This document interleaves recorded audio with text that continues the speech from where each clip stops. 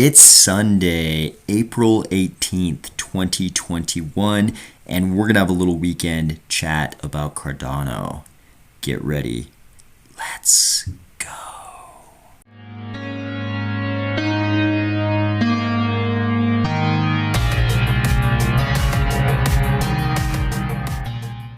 All right, for you, it is probably Sunday. You're probably listening to this on Sunday, but for me, it is Saturday night, and I am drinking an Irish whiskey with one ice cube. Why? Because drinking whiskey neat, like I actually like it, scares people. But one ice cube is nice. I've got those giant ice cubes, the big tray. It's much larger than a normal ice cube. I throw those babies in there, and it's good. It's good. A little whiskey, one ice cube on a Saturday night. So item number one. This is the Cardano development status update. This is just another one of those ways in which Cardano is much more transparent than a lot of other projects. You can go to the status update anytime you want to, and it'll tell you exactly what Cardano developers were working on over the last week. In this case, this is the April 16th, 2021 update. What was that, Friday? I think this comes out every single Friday. They were working on Daedalus, Adrestia, networking, DevOps, Cardano decentralization, and Goguen. Me, I don't know about you guys, but I pretty much always go directly to the Goguen update. Here we see this week, the Plus team added an optional configuration field. Okay, some micro stuff that I'll let you delve into if you want to. The Marlowe team worked on a two-party escrow contract, integrated the wallet companion contract with the dashboard front end, and implemented a view of running and historical contracts within the Marlowe dashboard client. I love to see any kind of development on Marlowe. It's like they've got a low-code solution for creating smart contracts. I mean, I don't know if you've been in the Marlowe playground, but it's like Legos. You're like literally putting together Legos and it spits out code for you. I mean, what more can you ask for? You can do smart contract development in your living room, on your laptop. Go for it. It's great. So every Friday, if you want to check out what the developers are up to, this is the spot, the development update. Item number two, I love these kind of items. This is a post from @Denicio on Twitter. Delegating to hashtag WEQNT is more than just staking and eating a passive income. Your contribution also serves to provide people living in remote desert areas of Africa with decent solar lighting. Check this out. He is delivering these, looks like those LED light bulbs attached to small solar panels here. And he explains that these guys without electricity, in the night, you've got snakes, scorpions, and spiders coming, I'm guessing, into their domiciles. And without any electricity, there's no light to detect these dangerous animals coming to visit. So he's delivering these light bulbs and these solar panels to these fellows here. This is the kind of stuff I love because you could have all kinds of analysis of this, right? In terms of, okay, how many people are there in this situation? How many of these light bulbs and solar panels are they going to be able to deliver? And you could make arguments about the impact, whether or not this is a great impact, small impact, those kind of things. What I would argue is that it makes a difference to those guys. If they've got scorpions that are trying to come into their houses tonight, those guys are going to have a much better night if they can turn on these light bulbs and see if there are any scorpions trying to get up in their houses and sting them, right? So I think this is kind of interesting. So a lot of times we hear about organizations raising money, and it's in a lot of cases highly questionable how much money actually makes it into the hands of the intended beneficiaries, right? But in this case, we can see exactly what's going on. He just handed these guys lights and solar panels to power the lights, and those guys seem pretty stoked. Next up is an interview that the Cardano Chats YouTube channel did with Charles Hoskinson. I think this is an underappreciated interview. And Josh from Cardano Chats, he got a little bit different side out of Charles that I don't think we see every single time, right? So Charles in this interview, Josh asks some really interesting questions.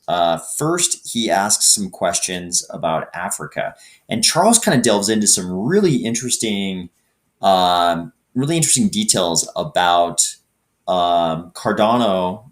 Maybe it was IOHK, but Cardano or IOHK bidding on some agritech contracts in Africa. It sounds like they were maybe, agricultural supply chain tracking contracts. Charles talks about, how the project would have cost like 500 grand to implement. He bid 100 grand and somebody won it on a bid of 30 grand. And Charles thinks there's no way they could possibly deliver the product based on that budget of 30 grand, right? And he kind of chalks that up to doing business in the developing world and how there's always the looming specter of corruption. You never quite know what's going on. This is just part of the game of dealing with nation state actors in the developing world. That piece is interesting. He also mentions that like an overwhelming majority of the projects they've got in their pipeline for Africa. I took the context to be Africa. An overwhelming majority of those projects are all around digital identity.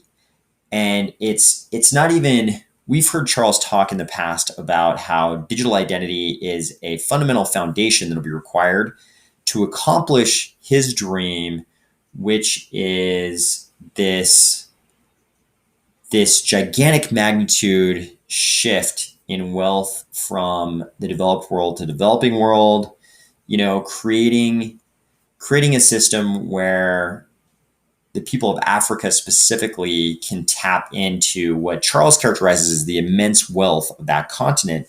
And he makes a persuasive case that that's the truth, that there is a lot of wealth in Africa, but the people of Africa cannot tap into that wealth because there is not the financial infrastructure for any of that to happen. You've also got other problems like corruption and all the things that come with most of the developing world. But I thought it was interesting. Charles has this dream of accomplishing that transfer of wealth to the developing world, but it sounds like a lot of these nation state actors in Africa, they want identity for the sake of identity. They just need identity. There's no way to provide identity to their citizens. And it sounds like that's a big focus of a lot of the projects they're working on. And of course, Prism will be a big part of that. If you haven't seen Prism, go to the Prism website. They have a live demo that I think we first saw in the big Shelly event live stream. Super interesting. Go check that out if you haven't seen it. Then Josh asks Charles an interesting question about developer acquisition. How is Cardano going to acquire developers? Charles has an interesting approach to this. He says, we're not going to go out and try to acquire developers. We're going to follow the A.C.I.D.I.C acronym. A.C.I.D.I.C stands for Acquisition, Collaboration, Incentives, Deployment, Interaction, and Curation. That's developer acquisition, developer collaboration, developer incentives, app deployment, app interaction, and app curation.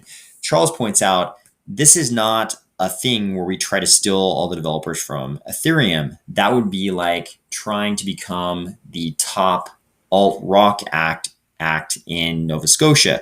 We don't want to be the top act in Nova Scotia. We want to be the top act in the world, right? In the big cities, not a tiny province. He points out there are only 80,000 Ethereum developers, but there are 25 million developers in the world. So Charles' plan is to use this A.C.I.D.I.C approach of developer acquisition to create really good incentives, like in Catalyst, good incentives for people to actually build on Cardano. And then he's going to build out a decentralized app store or like Google Play Store where these dApps can be deployed, right? This is like the deployment part of his A.C.I.D.I.C acronym. And I assume also the final C part, the curation part. But Charles is playing a long game here, like always. He's not trying to get all these projects to jump over from Ethereum. He's trying to get the 25 million developers in the world who have nothing to do with any blockchain project.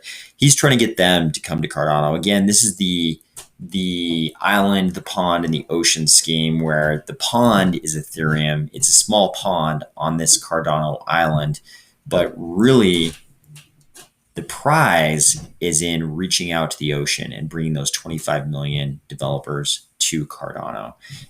I think this is a good plan. I like that they have an organized framework for this with this acidic thing.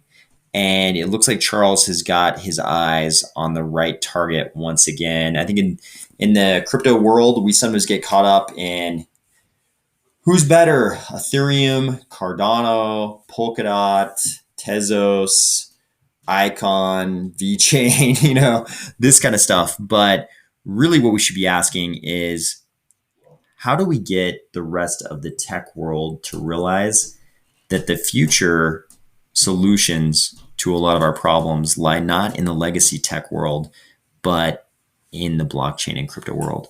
And with that, I will see you tomorrow.